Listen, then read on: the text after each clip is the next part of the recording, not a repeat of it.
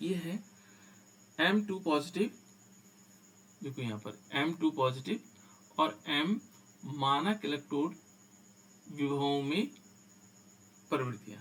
जो मानक इलेक्ट्रोड विभव है उनमें क्या प्रवृत्तियां होती है। तो यहाँ पर देखो बेटा, इसमें पहली लाइन यदि हम देख रहे हैं तो जो हमारे पास प्रथम संक्रमण श्रेणी है, फर्स्ट ट्रांजिशन सीरीज है ना। फर्स्ट ट्रांजिशन सीरीज हमारे पास कितनी ट्रांजिशन सीरीज है, कोई बताएगा? हमारे पास total number of transition series कितनी है? बताओ बेटा, ये तो पता होना चाहिए। कितनी ट्रांजिशन सीरीज है हमारे पास?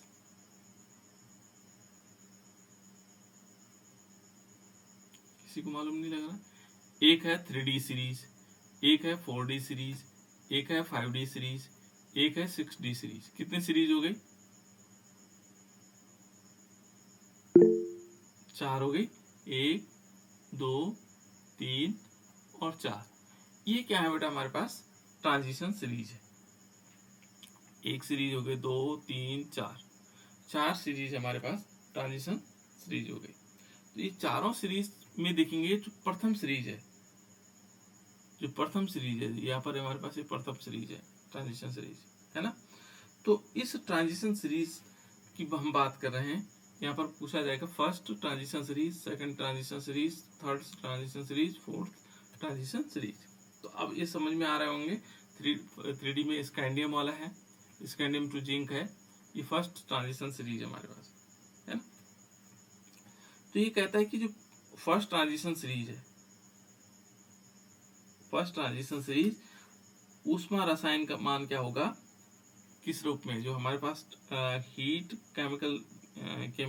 केमिकल हीट होगी जो इसकी, उसका मान कितना होना चाहिए? किलो जूल पर मोल होता है, किलो जूल पर मोल होता है, मोल इनवर्स, ठीक है ना। ये माना जाता है। इसकी जो क्या होगी, फर्स्ट जो सीरीज होगी ऊष्मा रसायन का मान, ये क्या होगा? ऊष्मा रसायन का मान कितना होगा? इतना होगा, ऊष्मा रासायनिक मान।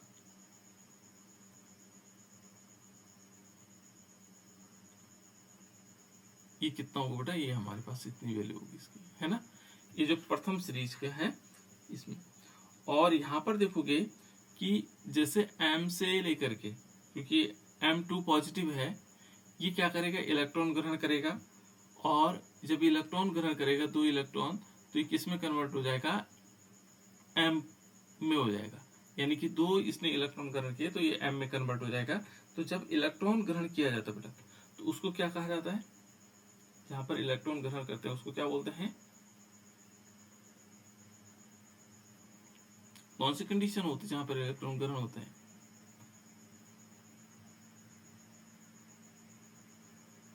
रिडक्शन, ठीक है ना। आप चयन कहते हैं इसको, गुड, ठीक है ना। तो देखो बेटा, यहाँ पर इसको रिडक्शन कहते हैं, लेकिन हमें क्या चाहिए? मानक अपचयन विभव। यानी कि ये क्या होगा? जब इलेक्ट्रॉन ग्रहण हुए तो वैसे तो ये प्रोसेस क्या होगी? रिडक्शन होगी। रिडक्शन को हम हिंदी में बोलते हैं अपचयन, ठीक है ना। ये रिडक्शन हो गया। और यहाँ पर क्योंकि हम क्या लेंगे? मानक अपचयन के मानक इलेक्ट्रोड विभव लेंगे, इसको हम क्या बोलेंगे? मानक इलेक्ट्रोड विभव, ई नोट, है ना। अब इस ई नोट यहाँ पर लेंगे क्योंकि इसने यहाँ से 2 पॉजिटिव से M में कन्वर्ट हो गया, ठीक है ना।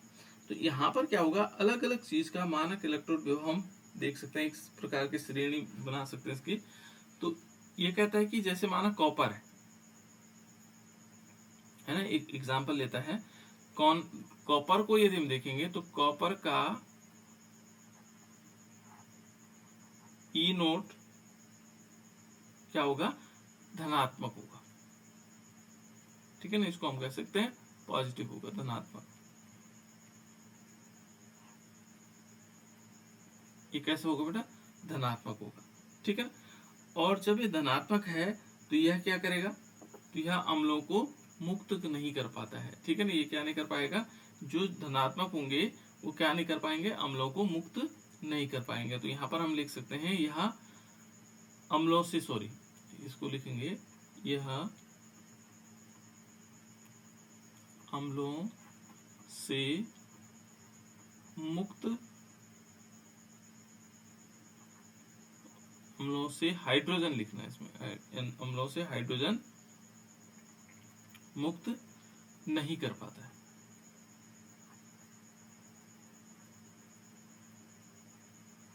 ठीक है, क्योंकि यदि हम क्या करेंगे, देखो जैसे माने क्या करेगा, अम्लों से क्या नहीं कर पाएगा, हाइड्रोजन को मुक्त नहीं कर पाएगा। जैसे मान लीजिए सपोज हमारे पास कोई अम्ल है ना, केवल HNO थ्रू, ठीक है ना, और एस्ट्रोसोफोर के साथ, जैसे केवल क्या करता है, केवल किससे, एक तो HNO3 है, HNO3 का नाम क्या है बेटा,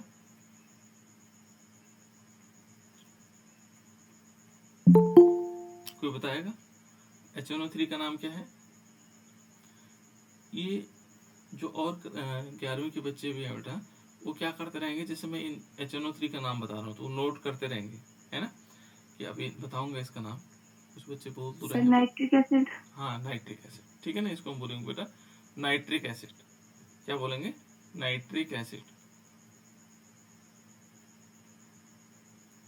नाइट्रिक अम्ल। और दूसरा हमारे पास है बेटा इसमें, यहाँ पर क्या करेंगे, गरम एस्ट्रोसोफोर।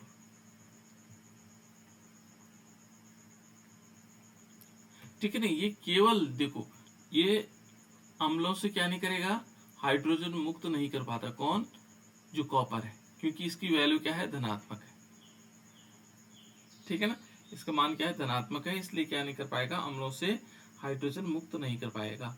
लेकिन क्या कहता है कि केवल HNO3 और गर्म एस्ट्रोसोफोर से क्या कर सकता है, इससे ही अभिक्रिया कर सकता है, इन दोनों से क्रिया कर सकता है ना, इन दोनों से गर्म एस्ट्रोसोफोर से क्रिया करता है, जो कि स्वयं क्या हो जाते हैं, अपचयित हो जाते हैं, जो स्वयं अपचयित हो जाते हैं। तो इसमें क्या होगा, देखो कॉपर है, ठीक है ना, ये सॉलिड है, और सॉलिड से कि कॉपर 2 पॉजिटिव, ये एक्वस है ना, में ऑक्सीकरण, क्योंकि ये क्रिया क्या होगी, में ऑक्सीकरण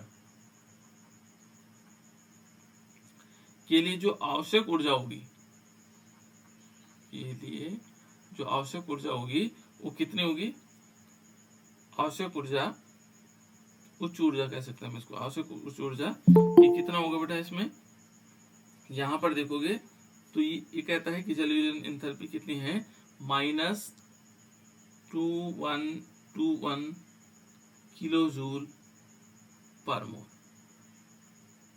इनवर्स। ठीक है ना, इतना होगा, ठीक है ना, ये इस प्रकार से हो जाएगी। तो इस टाइप से क्या माना जा रहा है कि कॉपर से कॉपर 2 पॉजिटिव में कन्वर्ट हो जाएगा। तो कुछ क्रियाएं इसमें ऐसी हैं, किस प्रकार से होंगे, और यदि मान लीजिए यदि धनात्मक है तो तब क्या नहीं कर पाएगा, हाइड्रोजन से अम्लों से जो है हाइड्रोजन को मुक्त नहीं कर पाएगा।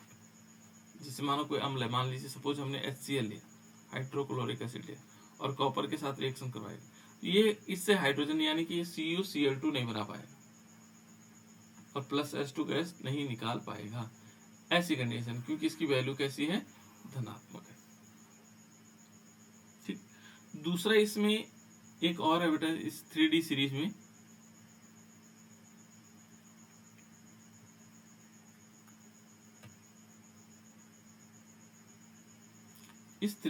में एक और है मैग्नीज, Mn एवं जिंक।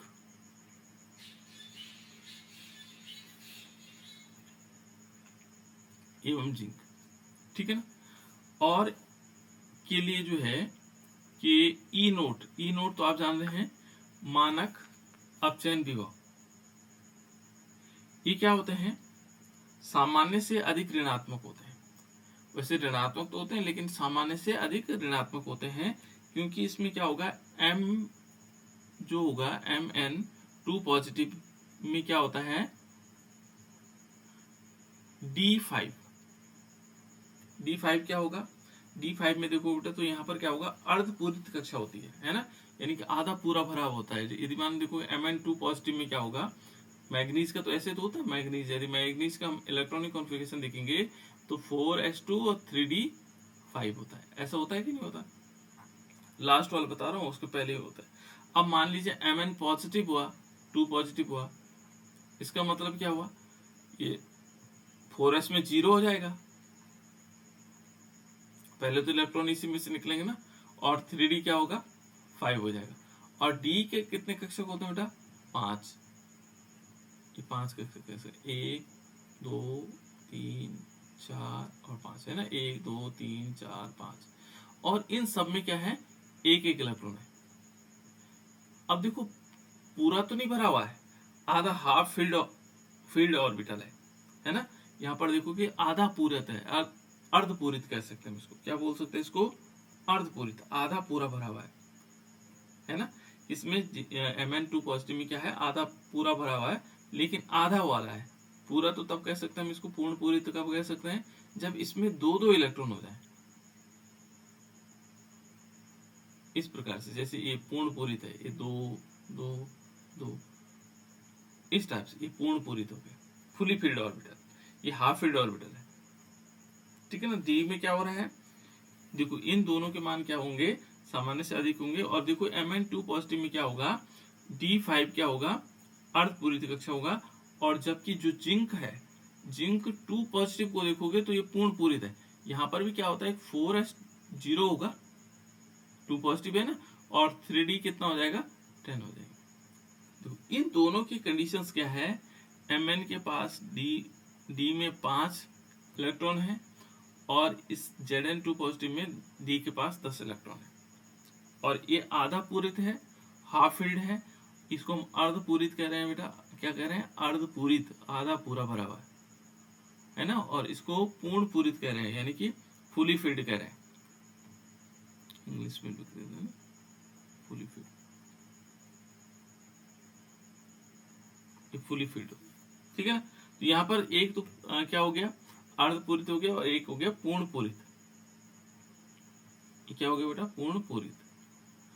इसके कारण इनकी क्या हो जाती है, स्टेबिलिटी बढ़ जाती है। कैसे हो जाता है, स्थायी विन्यास प्राप्त कर लेते हैं। कैसे विन्यास होता है इनका, स्थायी, स्टेबल हो जाता है ना। ये स्थायी विन्यास प्राप्त कर लेते हैं, यानी कि इनको स्थायी विन्यास प्राप्त होता है। स्थायी विन्यास को बोलते हैं बेटा स्टेबल कॉन्फ़िगरेशन, है ना। तो यहाँ पर ये स्थायी विन्यास प्राप्त कर लेते हैं, क्योंकि इनकी बाह्यतम कक्षा में क्या है, पूरे इलेक्ट्रॉन है।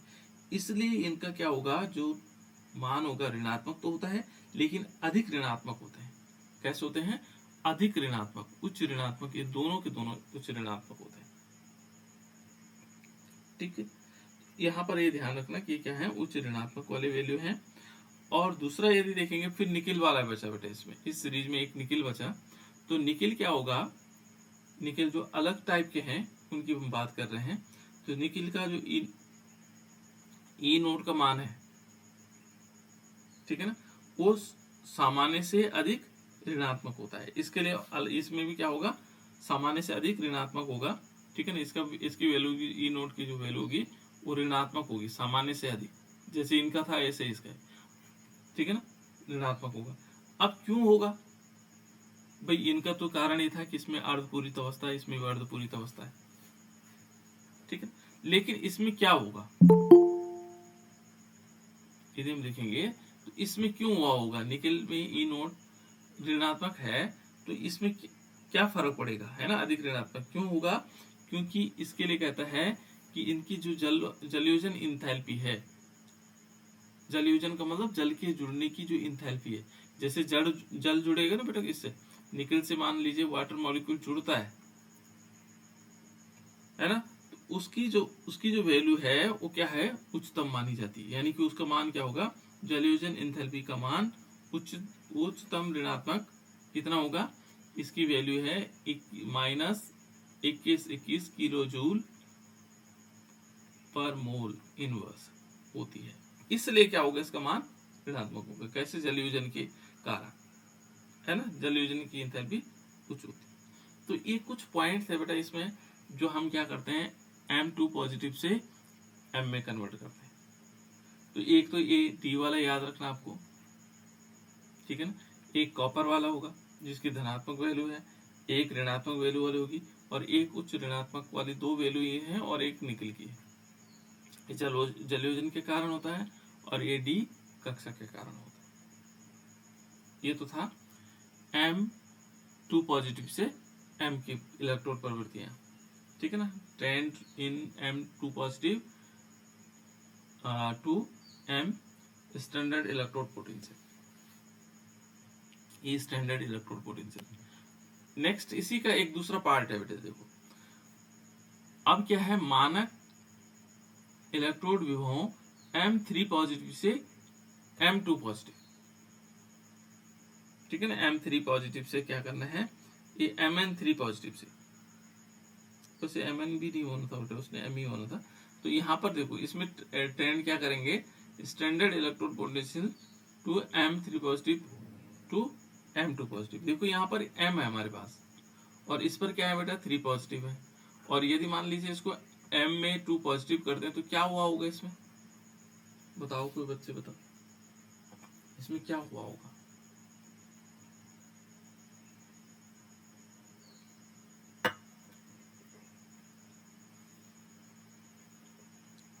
यहाँ क्या हुआ होगा,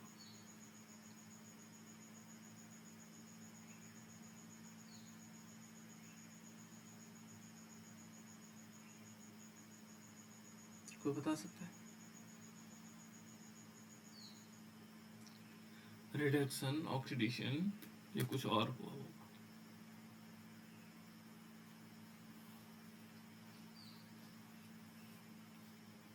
बताओ तो। Sir reduction. हाँ रिडक्शन, और बच्चे बताओ बेटा, इसने रिडक्शन बताया आरुषि ने, क्या हो सकता है इसमें, अपचयन, उपचयन, ऑक्सीकरण, कुछ जो आप लोगों को लग रहा हो।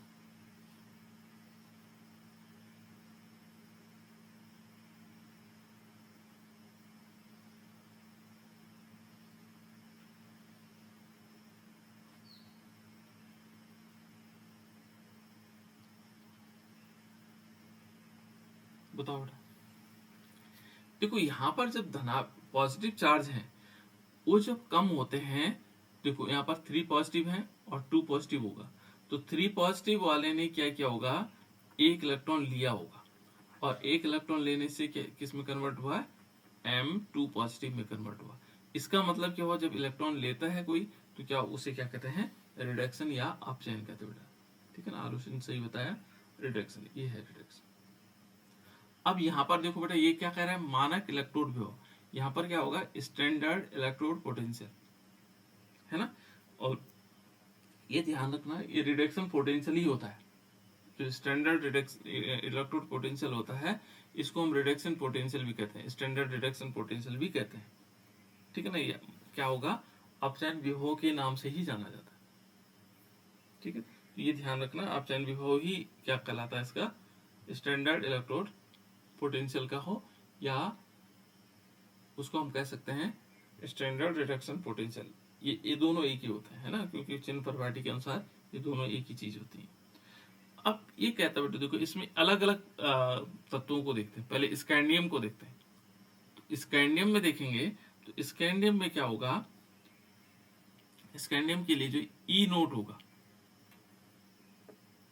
ठीक है ना, इसका मान क्या होगा, न्यूनतम होगा। अब कैसे निकालेंगे, देखो स्कैंडियम क्या 3 पॉजिटिव से हम क्या करेंगे, स्कैंडियम 2 पॉजिटिव बना देते हैं, ये तो हुआ होगा, इसने एक इलेक्ट्रॉन लिया होगा, है ना। संभव नहीं दर्शाता, क्यों नहीं दिखा गया, ऐसा संभव नहीं हो सकता, ये संभव नहीं है। अब क्यों नहीं संभव है ना, क्योंकि इसलिए नहीं है बेटा संभव, क्योंकि जो स्कैंडियम 3 पॉजिटिव है, जो स्कैंडियम 3 पॉजिटिव है, इसका कारण है, इस संभव नहीं, कारण क्या है, स्कैंडियम जो हमारे पास क्या होगा, स्कैंडियम 3 पॉजिटिव है, वो क्या नहीं है, स्थायी विन्यास नहीं दिखाता है। 3 पॉजिटिव वाला विन्यास स्थायी नहीं है, ये वाला जो विन्यास है, विन्यास स्थायी नहीं है, इसलिए ऐसा नहीं होता। ठीक है ना। यहाँ एक कारण इसका ये है कि जो स्कैंडियम 3 पॉजिटिव का विन्यास है वो स्थायी नहीं है। क्या नहीं बेटा, इसका स्थायी नहीं माना जाता। इसलिए क्या करते हैं कि स्कैंडियम जो 3 पॉजिटिव है, स्कैंडियम जो 3 पॉजिटिव है वो इलेक्ट्रॉन लेकर के स्कैंडियम 2 पॉजिटिव में नहीं परिवर्तित होता, संभव नहीं होता ऐसा, क्योंकि स्कैंडियम की जो 3 पॉजिटिव चार्ज वाला है वो स्थायी नहीं माना जाता, स्थायी विन्यास नहीं है। दूसरा इसमें है जिंक, ठीक है ना। यदि हम जिंक को देखें तो दूसरा नंबर आता है जिंक का। जिंक में क्या होगा, जिंक के लिए जो ई नोट का मान है, ठीक है ना, जो जिंक का क्या होगा, ई नोट का मान होगा, वो क्या नहीं होगा, ये जो ई नोट का मान है वो उच्चतम माना गया। वो कैसे माना गया, हाईएस्ट माना गया ये, ठीक है ना, इसको हम हाईएस्ट कह सकते हैं। जो ई नोट का मान क्या है, हाईएस्ट है। और यहां पर क्या होगा, देखो हाईएस्ट होने का मान क्या होगा, यदि हम देखेंगे तो यहां पर जो जिंक 3 पॉजिटिव है ना, वो जिंक 2 पॉजिटिव में, ठीक है ना, ओ सॉरी इसका थोड़ा उल्टा होगा बेटा, है ना, जिंक 2 पॉजिटिव से जिंक 3 पॉजिटिव, यानी कि जिंक जो 2 पॉजिटिव है और जिंक 3 पॉजिटिव में कन्वर्ट होगा, उल्टा जो इसका विपरीत है ना, की संभावना नहीं दर्शाता है। यहाँ पर क्या नहीं होगी, इसकी संभावनाएं नहीं होगी, है ना। और उसका कारण क्या है, क्योंकि जो जिंक 2 पॉजिटिव है उसमें देखेंगे तो ये स्थायी विन्यास दर्शाता है, ठीक है ना। यहाँ पर देखो 2 पॉजिटिव से 3 पॉजिटिव होना इसको पॉसिबल नहीं होता है। जैसे माने यहाँ पर जिंक हमने क्या लिया, 2 पॉजिटिव लिया, है ना, और इसे हम 3 पॉजिटिव बनाना चाहेंगे, जिंक 3 पॉजिटिव, तो यहाँ पर ये संभव नहीं होता है, क्योंकि उसके कारण क्या होता है कि जो यहाँ पर क्या माना जाता है कि 4s2 3d10 होता है, इसमें से 2 इलेक्ट्रॉन तो निकल जाते हैं। अंकित बेटा थोड़ा सा अपने जो माइक है ना उसको थोड़ा ऑफ कर दो, माइक करना ऑफ, है ना, माइक पे टिक होगा, माइक वाला बटन है उस पर क्लिक करके, हाँ राइट, ठीक है। जब कुछ पूछना हो तो तब ऑन कर सकते हो। सभी बच्चे ऑफ रखेंगे ताकि सभी को साउंड क्लियर जाती है, और जब कुछ पूछना हो तो आप लोग उसको ऑन करके पूछ सकते हो, कोई दिक्कत नहीं, ठीक है ना बेटा। यहाँ से क्या होंगे, 2 इलेक्ट्रॉन निकल सकते हैं और ये स्थायी विन्यास बन लेता है 3d5। इसलिए ये ध्यान रखना, ये क्या है, स्थायी विन्यास है, और ये क्या नहीं करता, ये संभव नहीं करता। तो कुछ चीजें इसमें ऐसी हैं जो संभव नहीं होती हैं। दूसरा मैग्नीज के लिए देखो बेटा, यदि हम मैग्नीज के लिए देखेंगे Mn के लिए और ई नोड को देखेंगे, मानक इलेक्ट्रोड विभव इसको बोलते हैं। अपेक्षाकृत क्या होता है, Mn देखो यहाँ पर क्या होगा, जो Mn 2 पॉजिटिव है, Mn क्या है, 2 पॉजिटिव है, इसमें यदि देखेंगे तो D क्या होगा, इसमें वही कंडीशन आएगी, देखो 4s2 3d5। अब इस D के जो इलेक्ट्रॉन है बेटा ये 0 हो जाते हैं, 4s0 एंड 3d5, इस प्रकार से हो जाता है। और यहां पर भी देखोगे तो D5 में क्या है, 5 इलेक्ट्रॉन है, ये भी क्या हो जाता है, स्थायी हो जाता है, ये भी क्या हो जाता है, स्थायी हो जाता है। तो इसलिए क्या होगा, स्थायी तो प्रदर्शित कर देता है, ठीक है ना, इसलिए क्या मान, इसका मान क्या होगा, उच्च होगा। उसके बाद यदि हम देखेंगे एक और है इसमें आयरन, आयरन की कंडीशन में यदि देखेंगे तो आयरन के लिए क्या है, इसका जो ई नोट की वैल्यू होगी बेटा वो बहुत कम होती है ना, अपेक्षाकृत निम्न होती है। इसमें देखेंगे तो ई नोट की वैल्यू कैसी है, निम्न है, कम है। उसका कारण देखोगे तो यहाँ पर भी क्या होगा, 4s2 एंड 3d कितना होगा, कितना होगा, 6, 26 होता है ना इसका, तो यहाँ पर 6 हो जाएगा। इसमें से भी क्या होगा, यदि यहाँ से एक इलेक्ट्रॉन निकल जाए और एक इलेक्ट्रॉन यहाँ से निकल जाए तो ये क्या बना देगा, ये बना देगा 3d5 बन जाएगा। और 3d5 जो होगा उसमें क्या होगा, स्थायित्व प्रदर्शित करेगा। इसमें भी 3 वो है इसके, इसलिए ये क्या होगा, स्थायित्व प्रदान करेगा। तो इस प्रकार से हम कह सकते हैं कि अलग अलग तत्वों की प्रवृत्तियां अलग अलग है ना, स्टैंडर्ड रिएक्शन। ये सीरीज है बेटा, ये परिवर्तियां हैं उनकी, किस प्रकार से परिवर्तित होता है। तो ये यहाँ पर देखेंगे तो इसमें क्या होगा, जैसे कुछ चीजें हैं, एक क्वेश्चन इन्होंने दिया है कि इसी से रिलेटेड है, ये है बेटा क्रोमियम 2 पॉजिटिव। क्रोमियम 2 पॉजिटिव कैसे है, अपचायक है। अपचायक का मतलब रिड्यूसिंग एजेंट है। क्या है, रिड्यूसिंग एजेंट है बेटा, अपचायक,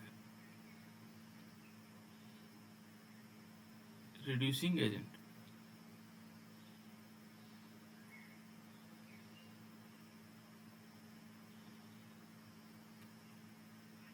क्या बेटा, रिड्यूसिंग एजेंट। जबकि यदि कहता है कि जबकि MN3 पॉजिटिव ऑक्सीकारक है, ऑक्सीकारक यानी कि उसको बोलते हैं ऑक्सीडाइजिंग एजेंट।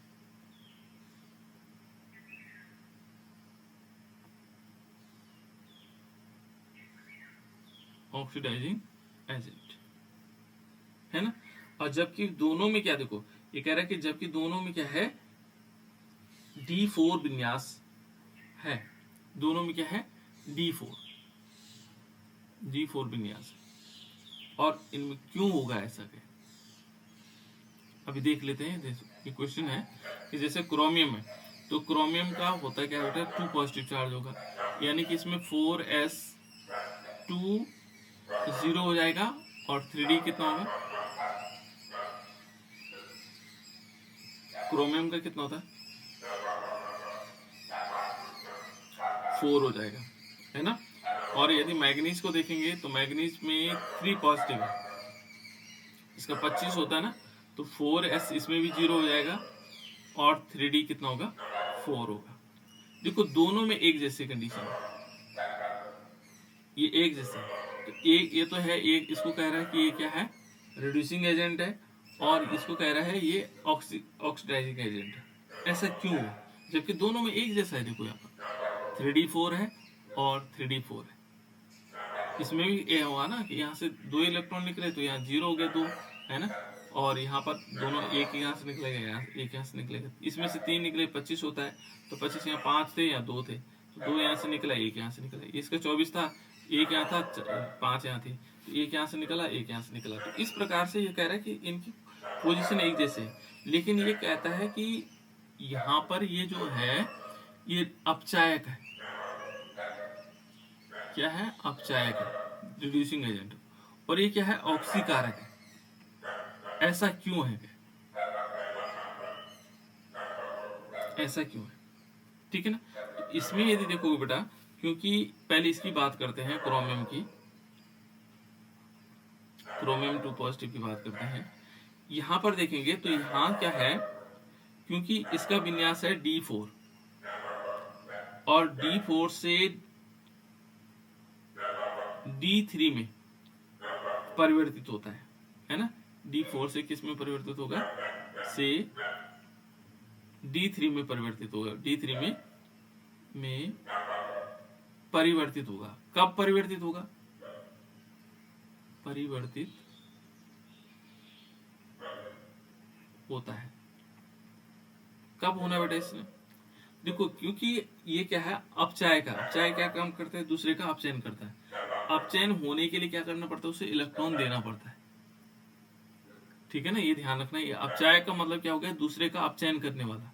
तो दूसरे का अपचयन करेगा, तो दूसरे को अपचयन करने के लिए क्या देगा, वो इलेक्ट्रॉन देगा।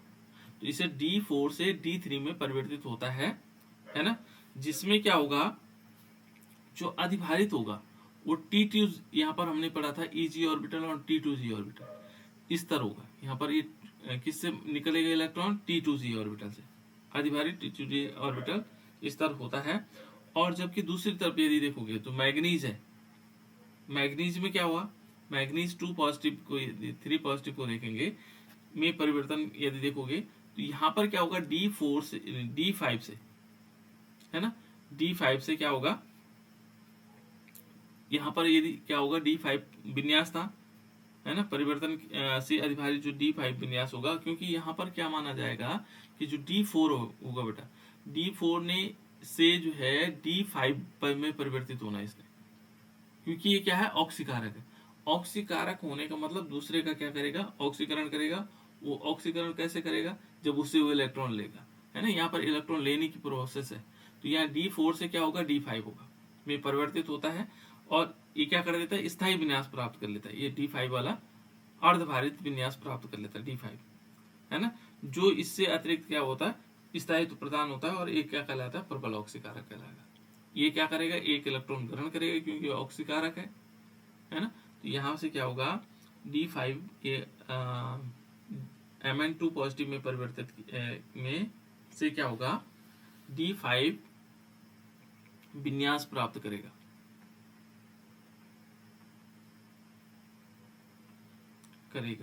और इससे क्या होगा, अतिरिक्त स्थायित्व प्रदान होगा और ये क्या हो जाएगा, ऑक्सीकारक हो जाएगा। इस कारण ये ऑक्सीकारक हो जाएगा, ठीक है ना। तो ये क्वेश्चन आता है, इस टाइप का क्वेश्चन, ठीक है ना, इसको ध्यान रखिएगा आप लोग। तो ये है बेटा। इसके बाद जो नेक्स्ट टॉपिक हमारे पास है वो है उच्च ऑक्सीकरण अवस्थाओं में स्थायित्व की प्रवृत्तियां। जो उच्च हमारे पास क्या है, ऑक्सीकरण अवस्थाएं हैं और उन उच्च ऑक्सीकरण अवस्थाओं में स्थायित्व की प्रवृत्तियां किस प्रकार से होंगी। तो एक सारणी हमारे पास है, देखो बेटा इसमें, है ना, अलग अलग है।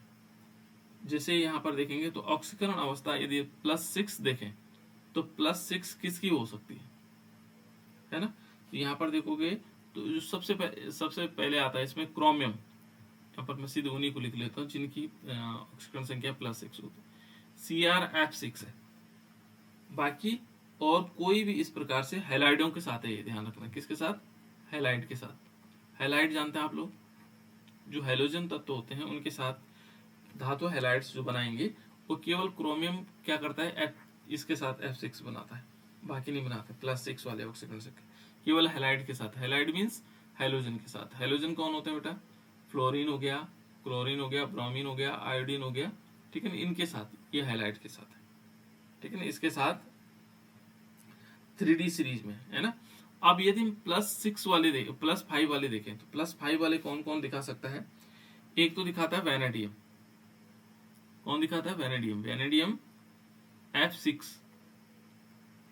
सॉरी, ये 5 वाले ऑक्सीडेशन नंबर है, तो ये वैनेडियम होगा। एक तो ये दिखा सकता है और क्रोमियम भी दिखाता है बेटे इसमें, CrF6 दिखा सकता है। बाकी कोई इस प्रकार के हैलाइड के साथ नहीं दिखाता है। लेकिन जो +4 वाले ऑक्सीडेशन नंबर है कौन कौन दिखा सकते हैं, तो एक दिखाता है टाइटेनियम, X4 हो जाएगा। वैनेडियम होगा VF4 हो जाएगा। क्रोमियम दिखा सकता है। ये X क्यों लिख रहा हूं मैं, X का मतलब इनमें से कोई भी हो सकता है, फ्लोरीन हो सकता है, क्लोरीन हो सकता है, ब्रोमीन हो सकता है, आयोडीन हो सकता है। लेकिन जहां F लिखा जा रहा है बेटा वो F ही होगा, दूसरा नहीं दिखा सकता है, ठीक है ना। और यहाँ पर क्या होगा, Mn वाला भी क्या कर सकते हैं, इसमें MnF4 दिखा सकता है। +2 ऑक्सीडेशन नंबर, +2 ऑक्सीडेशन नंबर बहुत सारे दिखाते हैं। पहले +3 दिखते हैं इसमें ना, +3, +2 बाद में देख लेंगे। तो यहाँ पर टाइटेनियम है, देखो X3 लिखा, वैनेडियम है X3 लिखा, फिर उसके बाद क्रोमियम है X3, यानी कि सब दे सकते हैं। मैग्नीज, लेकिन मैग्नीज की कंडीशन में क्या होगा, ये F3 दिखाएगा केवल। आयरन की कंडीशन में Fe(F3) और कोबाल्ट की कंडीशन में CuF3, ये दिखा सकते हैं। अब +2 वाले में देखो, यदि +2 ऑक्सीडेशन नंबर कौन दिखा सकता है, तो +2 ऑक्सीडेशन जो हैलाइड धातुओं के साथ है ये दिखाता है टाइटेनियम, लेकिन ये Cl3 दिखाता है। वैनेडियम, यदि वैनेडियम को देखोगे तो वैनेडियम X2 दिखा सकता है, फिर सॉरी यहाँ TiCl2 होगा बेटा, है ना, +2 दिखा रहा है ना। Cr क्या होगा, X2 हो जाएगा। Mn है, ये भी क्या करेगा, X2 दिखाएगा। Fe है, ये भी क्या करेगा, X2 दिखाएगा। और यहाँ पर कोबाल्ट है, ये भी X2 दिखा सकता है, और निकिल है, ये भी क्या करेगा, X2 दिखाएगा, और कॉपर Cl2 है ना, और जिंक X2। ये देखो +2 ऑक्सीडेशन नंबर ये दिखा रहा है हाईलाइट के साथ, और +1 वाला क्या केवल एक दिखाएगा, वो दिखाता है CuCl, बस बाकी कोई नहीं दिखाता। तो इस प्रकार से क्या होंगे, ये धातुओं के साथ है। किसके साथ है, धातुओं के साथ, हैलाइड धातुओं के साथ, है ना। तो ये धातु, ये इसको हम कह सकते हैं धातुओं के साथ हैलाइड सूत्र। तो इस टाइप से बनेंगे, ठीक है। यहाँ पर एक इसके लिए क्यों ऐसा होता होगा बेटा, ये अलग अलग ऑक्सीडेशन नंबर स्टेबिलिटी के आधार पर बनते हैं, ठीक है ना।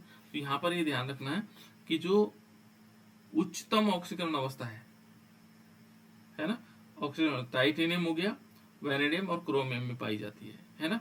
यहाँ पर देखोगे जो संक्रमण तत्व हमारे पास है, उसमें उच्च ऑक्सीकरण अवस्था किसकी होगी, इन हैलाइड की कंडीशन में टाइटेनियम, वैनेडियम और वह क्रोमियम की, ठीक है ना, इनकी हो सकती है, क्योंकि क्रोमियम भी F6 दे रहा है, ठीक है ना।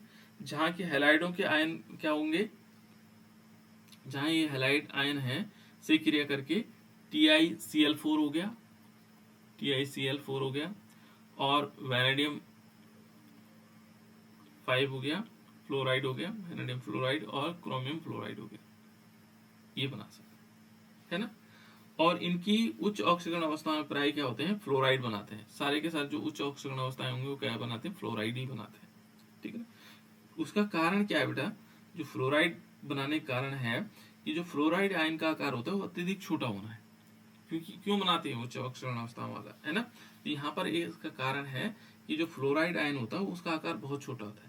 जैसे हम देखेंगे ना, तो हेलोजन में क्या होगा, जो हेलोजन्स में होता है सबसे ऊपर फ्लोरीन होता है, फिर क्लोरीन होता है, फिर ब्रोमीन होता है, फिर आयोडीन होता है ना। तो यहाँ देखो फ्लोरीन का परमाणु क्रमांक कम है और साथ साथ में इसका आकार बहुत छोटा माना जाता है।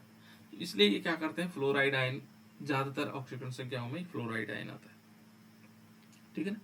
और जो हैलाइड होते हैं, बड़े हैलाइड, जैसे माना हमारे पास क्लोरीन हो गया, ब्रोमीन हो गया, है ना। तो इनका कारण क्या है, ये संक्रमण तत्वों से नहीं जुड़ पाते, ठीक है ना, संक्रमण तत्वों से कम जुड़ पाते हैं। जो Mn है बेटा, Mn की ऑक्सीजन अवस्था +7 है ना, जिसमें हैलाइड आयन का जुड़ना संभव नहीं होता है। जैसे मान लीजिए हमने कहा यहाँ Mn है, तो जबकि इसके Mn की क्या होती है, ऑक्सीडेशन नंबर +7 होती है सबसे ज्यादा। तो इसका आकार, इसके ऑक्सीजन संख्या +7 है, तो उसमें क्या होता है कि जो हैलाइड आयन का जुड़ना इसमें संभव नहीं होता है। इसमें जुड़ना क्या नहीं माना जाता, इसको संभव नहीं माना जाता, जो बड़े जिसका ऑक्सीडेशन नंबर ज्यादा होता है। इसलिए ये क्या नहीं देता, हैलोजन्स वाले कंपाउंड नहीं देता, ठीक है। और ये कहता है कि अधिकतम ऑक्सीकरण अवस्था को स्थायित्व प्रदान करने की फ्लोरीन की जो क्षमता होती है, छोटे आकार के कारण होती है ना, उस छोटे आकार के कारण वो इसमें स्थायित्व देता है। तो इस प्रकार से जो हैलाइड जो अन्य तत्व बन जाते, देखो उच्च ऑक्सीकरण अवस्थाओं का स्थायित्व की प्रवृत्तियां, ठीक है ना। इसमें जो तत्व बनते हैं बेटा, देखो अन्य तत्व जैसा ऑक्साइड बनते हैं, तो ऑक्साइड कैसे होंगे, अब जैसे मान लीजिए हमारे ये तो हेलोजन वाले तत्व थे, ऑक्सो हैलाइड्स देखे होंगे आप लोगों ने, बहुत सारे ऑक्सो हैलाइड्स होते हैं। जैसे मान लीजिए हमने देखा MOX3 ये ऑक्सो हैलाइड्स है ना। M यहाँ पर क्या होंगे, मेटल हो जाएगा। दूसरा ये देखेंगे VOX3, ये भी क्या है, ऑक्सो हैलाइड्स है, इनको हम क्या बोलते हैं, ऑक्सो हैलाइड्स। तो ये ऑक्सो हैलाइड्स भी बनाते हैं, ठीक है ना, क्या बनाते हैं, ऑक्सो हैलाइड्स। तो ये कुछ टॉपिक्स हैं इनके जो अलग अलग प्रकार के यौगिक बनाते हैं। इसके बाद जो नेक्स्ट पार्ट है बेटा इसका, वो है, ये है रासायनिक अभिक्रियाशीलता और एवं ई नोट का मान, ठीक है। यहाँ पर ये थोड़ा इंपॉर्टेंट, इसमें क्या होता है, इसमें कुछ क्वेश्चन पूछे जाते हैं, इसमें से कुछ क्वेश्चन पूछे जाते हैं और बनता भी है इसमें, है ना। क्योंकि यहाँ पर ये ध्यान रखना होता है कि कौन सी अभिक्रिया संभव होगी और कौन सी नहीं होगी, इस टाइप के क्वेश्चन पूछे जाते हैं, ठीक है। तो सबसे पहले हम देखेंगे इसकी जो संक्रमण धातुएं हैं, जो हमारे पास ट्रांजिशन एलिमेंट है, उनकी क्रियाशीलता को देखेंगे, उनकी अभिक्रियाशीलता, रिएक्टिविटी देखेंगे, chemical reactivity and E note values. तो हम क्या करेंगे, केमिकल रिएक्टिविटी देखेंगे, ये काफी इंपॉर्टेंट है। जो दो पार्ट थे उतना ज्यादा इंपॉर्टेंट नहीं थे, इसमें थोड़ा सा क्वेश्चन बनते हैं ज्यादातर। यहाँ पर आपको क्या देखना है, केमिकल रिएक्टिविटी देखनी बेटा। क्या देखनी है, केमिकल रिएक्टिविटी, और ई नोट की वैल्यू देखनी, ई नोट, जो ई नोट हमारे पास है उसकी वैल्यू देखनी है, ठीक है ना। और उसी के आधार पर कह सकते हैं हम कि यह अभिक्रिया पॉसिबल है या नहीं है, ठीक है। तो यहाँ पर क्या होगा, इसको बहुत सारे व्यापक रूप में देखते हैं इसमें। जैसे इसमें देखेंगे तो बहुत सी धातुएं क्या होती हैं जो पर्याप्त विद्युत धनी होती है ना, खनिज अम्लों में विलय होती हैं, जबकि कुछ धातुएं उत्कृष्ट होती हैं और जो साधारणतः क्या होते हैं अम्लों से प्रभावित नहीं होती हैं। तो देखो यहाँ पर अलग अलग प्रकार के हैं कि कुछ धातुएं क्या होती हैं, रिएक्शन करती हैं और कुछ नहीं करती हैं, है ना। जैसे कह रहा है कि बहुत सी धातुएं पर्याप्त विद्युत धनीय होती हैं और खनिज अम्लों में विलय हो जाती है। माना कोई धातु है हमारे पास और वो क्या होगी, खनिज अम्लों में विलय हो गई, हमने क्या डाला उसमें, अम्ल डाला और वो विलय हो गई, है ना। और कुछ धातुएं क्या होती हैं, उत्कृष्ट होती हैं और साधारणतः अम्लों में से कोई प्रभावित नहीं होती है। अम्ल डालेंगे उसमें कोई प्रभाव नहीं पड़ेगा, अम्ल में कोई प्रभाव नहीं पड़ेगा, है ना। कॉपर को छोड़ करके, यदि माने कॉपर को छोड़ दिया जाए, कॉपर किसमें, 3D सीरीज में हमारे पास क्या है, कॉपर है ना। ये कहता है कि कॉपर को छोड़ करके प्रथम श्रेणी के तत्व अपेक्षाकृत अधिक अभिक्रियाशील होते हैं। केवल कॉपर को छोड़ दिया जाए तो सबके सब क्या है, क्रियाशील है ना। जो क्या करते हैं 1MH आयनों द्वारा ऑक्सीकृत हो जाते हैं, है ना। ये MH पॉजिटिव, यानी कि इसके द्वारा मेटल आयन के द्वारा क्या हो जाते हैं, ऑक्सीकृत हो जाते हैं। और इनमें क्या होगा, इन धातुओं में हाइड्रोजन आयन जैसे ऑक्सीकारक कारकों से अभिक्रिया करके वास्तविक दर में कभी कभी क्या होते हैं, कमी आ जाती है, ठीक है ना। तो ये आसानी से क्या होते हैं, इस कॉपर को छोड़ करके ये सारे के सारे इनसे अभिक्रिया कर सकते हैं, ठीक है ना। और इसका एग्जाम्पल है बेटा कि जो टाइटेनियम होता है, एक तो टाइटेनियम है और एक वैनेडियम है, दोनों है ना। कक्षा के ताप पर टाइटेनियम और वैनेडियम तनु ऑक्सीकारकों के प्रति निष्क्रिय होते हैं। यदि हम यहाँ पर क्या करेंगे, इसको तनु ऑक्सीकारक, डाइल्यूट ऑक्सीडाइजिंग एजेंट, है ना। जो हमारे पास क्या होगा, डाइल्यूट ऑक्सीडाइजिंग एजेंट होगा, ऑक्सीकारक होगा, ऑक्सीकारक अम्लों के प्रति निष्क्रिय होते हैं, निष्क्रिय होते हैं। कैसे होते हैं, कोई क्रियाशीलता नहीं रहती इनकी, निष्क्रिय होते हैं, कोई क्रिया नहीं करते, है ना। तनु ऑक्सीकारक अम्लों के प्रति क्या होता है, निष्क्रिय होते हैं। तो ये ध्यान रखना, टाइटेनियम हो गया और वैनेडियम, है ना। और ये कहता है कि देखो M2 पॉजिटिव अभी जो हमने पढ़ा था, और M में के मान में देखोगे तो द्विसंयोजी धनायन बनाने की प्रवृत्तियां घटती रहती है, ठीक है ना। यहाँ जो दो संयोजी जो यौगिक हैं उनको बनाने की प्रवृत्तियां क्या होती, घटती रहती है। और ई नॉट का मान क्या होता है, ऋणात्मक मानों की ओर जाने लगता है ना। ये क्या होगा, धीरे धीरे इसकी प्रवृत्तियां घटेगी और कहाँ जाएगा, ई नोट के मानों, है ना, प्रवृत्तियां घट जाएगी। इससे क्वेश्चन बताऊंगा आप लोगों को।